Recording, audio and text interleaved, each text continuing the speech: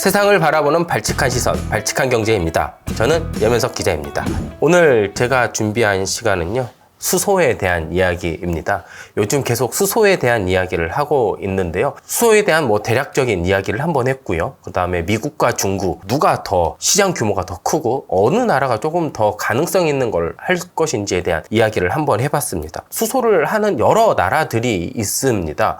미국도 있고 중국도 있고 호주, 독일, 프랑스, 여러 나라들이 있는데요. 거기에서 이제 빠지지 않고 들어가는 두 나라가 있습니다. 바로 우리나라와 일본입니다. 자, 우리나라, 일본이랑 붙으면 가위바위보도 지면 안 되는 게 바로 한일전입니다. 자, 그런데요, 수소는 한일전의 성격이 제 기준에서는 약간 다른 것 같습니다. 뭐가 다르냐면요, 접근 방식부터 완전히 다르다라고 좀 생각을 합니다. 그래서 오늘 준비한 주제는요, 수소 한일전 누가 더 강할까입니다. 이거 준비하면서 느낀 건데요, 누가 좀 더 강하고 덜 강하고 그런 건 별로 없는 것 같아요. 결론부터 말씀을 드리면. 그런데 단 하나가 있습니다. 어찌 됐건 일본은 2차 대전 하면서 전 세계의 식민지도 만들어 보고 대전이라는 걸 한번 해봤잖아요. 전쟁도 크게 한번 해보고. 그렇기 때문에 예전부터 에너지에 대한 중요성을 굉장히 뼈저리게 느낀 나라 중에 하나입니다. 2차 대전이 시작하게 된 원인 중 하나가 석유가 없었기 때문에 미국의 원유 금수 조치 때문이라는 것도 있고요. 또 2차 대전에 패전을 하게 된 원인 중에 하나가 석유를 제대로 수급을 못해서, 그래서 그때 부랴부랴 일본이 하게 된 게 독일에서부터 석탄을 이제 석유로 만드는 이제 CTL 기술이라고 하죠. 이제 코어트 리쿠어, 이런 기술들을 이용을 해서 이제 석유를 만들어서 이제 꾸역꾸역 이제 전쟁을 치러 나가다가 결국 패망까지 이렇게 한 역사가 있습니다. 그래서 그런지 일본은 경제 발전을 본격적으로 하면서 전 세계 곳곳에 자원을 막 확보를 하기 시작을 하죠. 그리고 일본 엔화가 기축 통화가 될 수 있는 하나의 원인으로도 작용을 하게 됩니다. 바로 일본 해외 자산들의 가치가 일본 엔화를 담보를 해주는 하나의 요인이 되기 때문이죠. 그런데 이건 수소에서도 정확하게 나타납니다. 그 이유 지금부터 말씀드리도록 하겠습니다. 자, 제가 수소 한일전을 좀 한번 비교를 해본다라고 했잖아요. 근데 이렇게 본격적인 비교를 하기 전에 일단 우리나라와 일본의 수소 경제 특징을 좀 잠깐 살펴보고 가야 합니다. 먼저 우리나라부터 살펴보도록 하겠습니다. 자, 우리나라는 국가 차원의 로드맵을 만들었습니다. 그리고 주로 활용 분야, 예를 들어 수소차라든지 연료전지 중심의 활용 분야로 이렇게 로드맵이 만들어졌습니다. 이게 그렇게 할 수밖에 없었던 게 수소차라든지 수소 드론, 그러니까 이렇게 수소를 활용해서 만들 수 있는 기술력이요, 다른 분야에 비해 그 세계를 조금 선도하는 측면이 있습니다. 그렇기 때문에 당장 성과를 좀 빨리 내고 싶은 이런 마음이랄까요? 아니면 로드맵상 이런 이니셔티브라고 하나요? 이런 걸 한 번씩 하기 위해서 이제 로드맵에서 활용 중심으로 로드맵을 만든 것 같습니다. 우리나라는 2019년 1월에 수소 경제 로드맵을 발표를 하고요. 수소차 연료전지 전 세계 시장 점유율 1위를 기록합니다. 그리고 목표는요, 2040년까지 수소차 생산량 620만 대로 늘리고 1200개 충전소를 구축을 하는 겁니다. 그리고 2040년까지요. 526만 톤의 수소를 공급을 해서요, 킬로그램당 3,000원 정도로 수소 가격을 낮추는 게 목표입니다. 지난 시간에 말씀드렸죠. 중국이랑 미국과 중국은요, 킬로그램당 1,000원 정도 수준으로 낮추는 게 목표입니다. 2030년. 역시 이게 많이 공급이 될수록 낮아질 수밖에 없는 것 같아요. 그리고 우리나라 같은 경우에는 생산하는데 워낙 단가도 많이 들어가니까 어쩔 수 없다고 하는데요. 이거는 또 추후에 또 차근차근 또 말씀드리도록 하겠습니다. 그런데 우리나라가 강점을 가진 게 하나 있습니다. 바로 이게 국가 차원에서 로드맵을 만들고 실행을 하면서요, 세계 최초로 수소법도 제정을 하고요, 시행령도 만들고 하면서 수소경제 활성화를 위한 법적 근거를 가장 먼저 만들었다라고 합니다. 그렇다면 여기에서 먼저 잠깐 일본을 살펴보기 전에 우리나라가 보급이 1인 것을 한번 살펴보도록 하겠습니다. 수소 승용차 보급이 현재 1위입니다. 16,206대 기준입니다. 발전용 연료전지도 1위입니다. 688메가와트가 지금 보급되어 있습니다. 자, 수소차 같은 경우는 2위가 미국입니다. 11,088대, 3위 일본 6,347대, 4위 독일 697대 순입니다. 이건 작년 8월 기준입니다. 연료전지 같은 경우에도요, 미국이 527메가와트로 2위고요. 일본이 352메가와트로 3위입니다. 이것도 역시 작년 8월 기준입니다. 자, 그렇다면 우리나라는 국가 중심의 이런 로드맵을 발표를 하고 여기에 대해서 차근차근 지금 해나가고 있다고 했잖아요. 그렇다면 일본의 수소 경제 특징은 뭘까요? 일본의 수소 경제 특징은요, 하나로 정의할 수 있습니다. 일본은 전 세계에서 최초로 수소를 전원 구성에 포함시켰습니다. 이게 전원 구성이 뭐냐면요, 우리나라는 지금 전원 구성을 뭐 원자력이다, 화력이다, 재생에너지다 이렇게 하잖아요. 이게 수소가 전기를 만드는데 얼마를 차지하겠다 이런 건 아직 나오지 않았습니다. 하지만 일본은 이미 수소를 전기를 만드는데 어느 정도 포함을 시키겠다라고 발표를 한 상태입니다. 일본 정부는요, 2021년 7월 6차 에너지 기본 계획 초안을 통해서요, 2030년 탄소 감축 목표, 이게 2013년 대비 46% 감축입니다. 전력 자원 구성안을 발표를 했는데요. 이때 수소 및 암모니아 구성 비율을요, 1%로 책정을 했습니다. 뭐 1% 얼마 안 되는 것 같은데요. 이 1%를 넣는 것 자체도 굉장히 도전적인 상황입니다. 사실 수소라는 게 아직 확실히 열려 있지 않잖아요. 근데 이거 국가의 에너지 기본 계획에 1%를 넣겠다고 박아버린 거예요. 그러면 무조건 일본에서 필요한 전력의 1%는 수소로 만들겠다라는 거잖아요.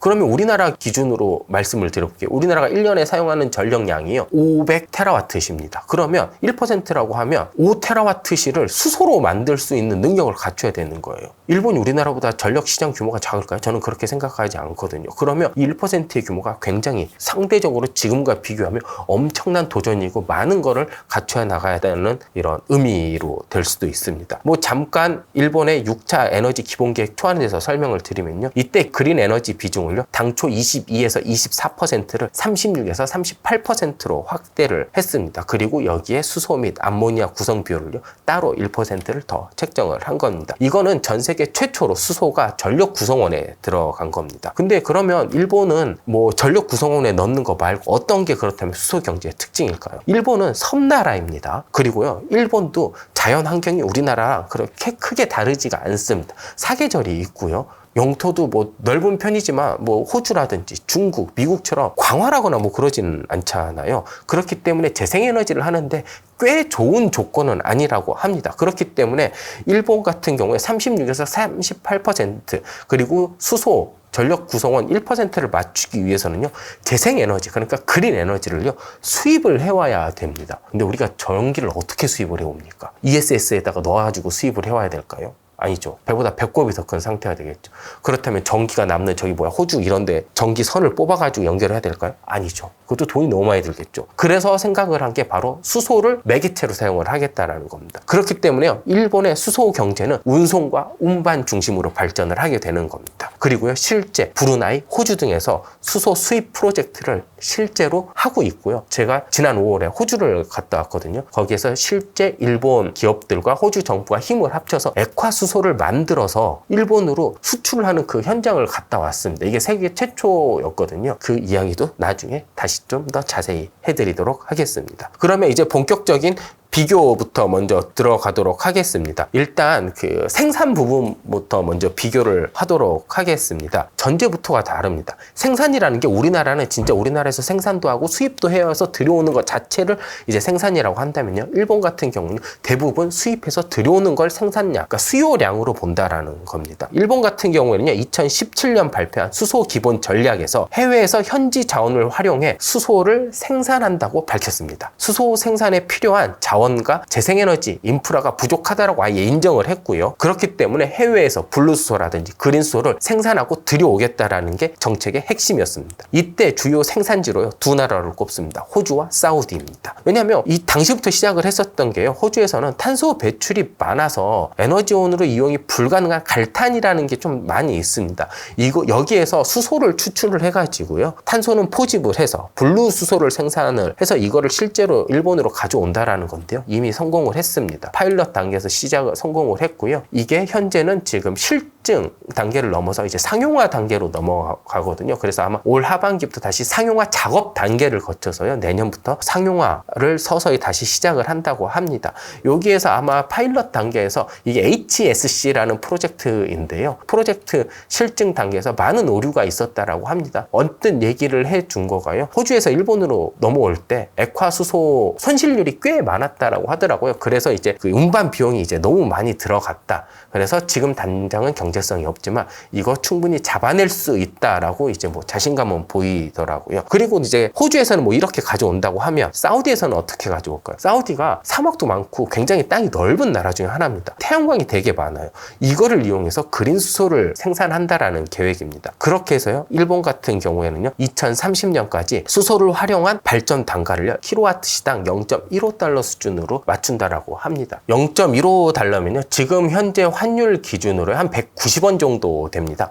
그렇다면 이게 우리나라 지금 S&P 평균 가격이 한 130원에서 150원 사이에 왔다 갔다 하는 거거든요. 지금 우리나라 전체 발전 단가 도매 가격이랑 크게 차이가 나지 않도록 이렇게 확 떨어뜨린다는 겁니다. 그러니까 이게 해외에서 들여오는 게 실제로 만들어서 쓰는 것만큼 저렴하게 만드는 게 일본 정부의 목표입니다. 근데 일본 정부는요, 2017년에 마련한 수소 기본 전략에서는 그렇다고 생산을 아예 안 한다라는 게 아닙니다. 2030년 시점에서 아마 한 30만 톤 정도 수소를 사용하는 게 목표였어요. 2017년 기준에서는요. 이때 그 30만 톤이 딱 어느 정도 수준이냐면요, 그 원자력 발전소가 1기가 정도 되잖아요. 이거를 1년간 가동시키면 나오는 양 정도라고 합니다. 근데요, 이거를 최근에 1000만 톤으로 늘렸습니다. 목표를. 그러면 이게 단순 계산해도요, 30기 이상을 가동할 수 있다라는 거예요. 그러니까 가동률을 고려하지 않고 단순 계산으로 하면요, 일본 전체 설비 용량이에요, 10%가 넘는 양입니다. 그러면 이거를 2030년 기준에 1000만 톤까지 확대를 하겠다. 아까 제가 우리나라 2040년까지 560만 톤 정도라고 얘기를 했잖아요. 우리나라 2배 수준으로 많이 들여오겠다라는 겁니다. 근데 이거는 국내에서 절대 다 생산할 수 없으니 해외에서 다 도입을 하겠다라는 게 많습니다. 그렇다면 우리나라는 어떤 역할을 가지고 있을까요? 자, 우리나라 같은 경우에는요, 일단 뭐 공급량, 뭐 수요량이랑 똑같다라고 보면요, 2018년 13만 톤입니다.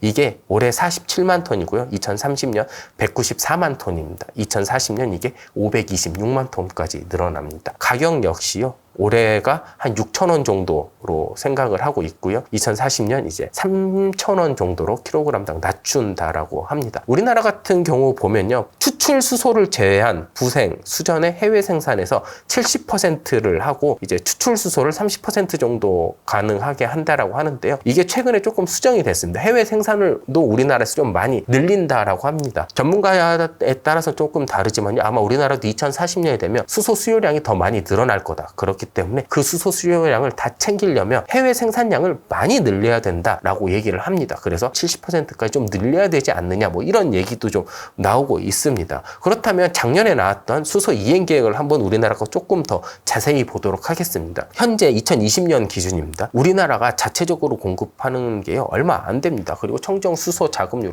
0%입니다. 이거 2030년에요, 수소 공급량을 거의 400만 톤 가까이 이렇게 늘리고요, 청정 수소 자급률 34%로 늘린다라는 겁니다. 2050년이 되면요, 수소 공급량이요 2790만 ton 정도라고 생각을 하고 있습니다. 그러니까 어떻게 보면 지금 굉장히 많이 늘고 있잖아요. 2040년 기준으로 봤었을 때 우리가 아까 570만 톤 정도라고 되는데 10년 뒤면 570만 톤의 거의 4배가 되는 2800만 톤의 수소 공급량이 있을 거라고 봅니다. 갑자기 이렇게 많이 늘어날 수 있는 게 뭘까요? 여기 보면 표에서 잠깐 볼 수 있겠지만 해외에서 가져오는 수소의 양이 엄청나게 늘어납니다. 2300만 톤까지 늘어나게 됩니다. 이거 그러니까 우리나라도 탄소 중립을 위해서는 청정수소가 많이 필요합니다. 화석연료를 다 청정수소로 대체를 해야 되기 때문이죠. 그런데 이거를 다 우리나라에서 만들 수가 없어요. 근데 그 전에는 우리나라가 국가 주도형의 로드맵이었기 때문에 국내 생산량을 기반, 그리고 해외에서 생산하는 거 어느 정도 합쳐서 이렇게 만들다가 보니 2040년까지밖에 나오지 않았던 측면이 있었고요. 그걸 최근에 이제 현실을 깨닫게 된 거죠. 우리가 진짜 탄소 중립의 수소를 정확하게 이용을 하려면 2050년에 굉장히 많은 수소, 거의 2800만 톤의 수소가 필요하다. 일본 같은 경우에도 지금 2030년 기준 1000만 톤으로 올렸다라고 했잖아요. 우리나라도 2050년 기준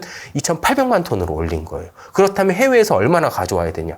2300만 톤을 가져와야 된다. 그러면 우리나라에서 자체적으로 해결할 수 있는 건 500만 톤이 다다. 2050년 기준에. 뭐 이런 얘기가 될 수가 있습니다. 그렇기 때문에 보면 어찌됐건 처음 시작, 접근 방법은 우리나라와 일본이 굉장히 달랐어요. 하지만 지금 보면 우리나라와 일본의 생각은 굉장히 비슷한 거죠. 그렇기 때문에 우리나라와 일본의 수소 생산 일단 기본 개념이 비슷하면서도 조금 다릅니다. 조금 달라요. 하지만 갈수록 그 간극이 좁아지고 있죠. 왜냐? 자연 환경도 비슷하고요. 지리적 여건도 비슷합니다. 그린 수소를 생산하기에 그렇게 막 좋은 요건이 아니에요. 그리고 천연가스가 많아서 수소를 막 개질해서 만들 수 있는 여건도 안 되고요. 그리고 예를 들어 뭐 천연가스를 많이 둘 다 수입을 하잖아요. 그걸 이제 수소로 바꿨다라고 해봐요. 그래도 이게 어느 정도 한계가 있습니다. 왜냐면 1차 에너지를 쓰는 게 더 효율이 좋거든요. 그리고 또 이렇게 예를 들어 뭐 천연가스라든지 석탄 이런 걸 막 개질을 해서 사용을 한다고 쳐도 우리나라와 일본이 절대 포기할 수 없는 기술이 하나가 있습니다. 바로 CCU라든지 CCUS입니다. 근데 문제가 이 두 개 다 우리나라나 일본 영토에 적합하지가 않아요. 그렇기 때문에 두 나라 다 외국에서 이거를 사가지고 오고 이 기술을 하기 적합한 외국에다 직접을 한다라는 거예요. 근데 일본은요, 모든 해외 사이트에서 CCU나 CCUS를 지금 실증을 하고 있습니다. 실제로 그 호주의 HSC 프로젝트 같은 경우에도요, 거기서 갈탄으로 해서 거기서 포집을 해서 근방에 있는 폐 LNG 광구에 넣는 이런 작업을 조만간 시행을 한다고 합니다. 근데 우리나라 같은 경우에는요, 아직 그렇게 큰 관심이 없습니다, 사실. 왜? 지금 당장 돈도 안 되고 급하지 않거든요. 그리고 우리나라 지질 구조가요, CCU나 CCUS를 하기에 그렇게 적합하지도 않습니다. 뭐 황해 대륙붕이라든지 어디든지 막 이렇게 얘기는 하고 있지만 필요한 양에 비하면 굉장히 적고요. 다른 여러 가지 방안을 만들어야 되고 해외에 적극적인 개발이 조금 필요합니다. 그리고 이제 얼마 전에 새 정부 에너지 방향을 발표를 했는데 여기에서도 이제 수소 핵심 기술 자립으로 이제 5개를 뽑았습니다. 수전해, 연료전지,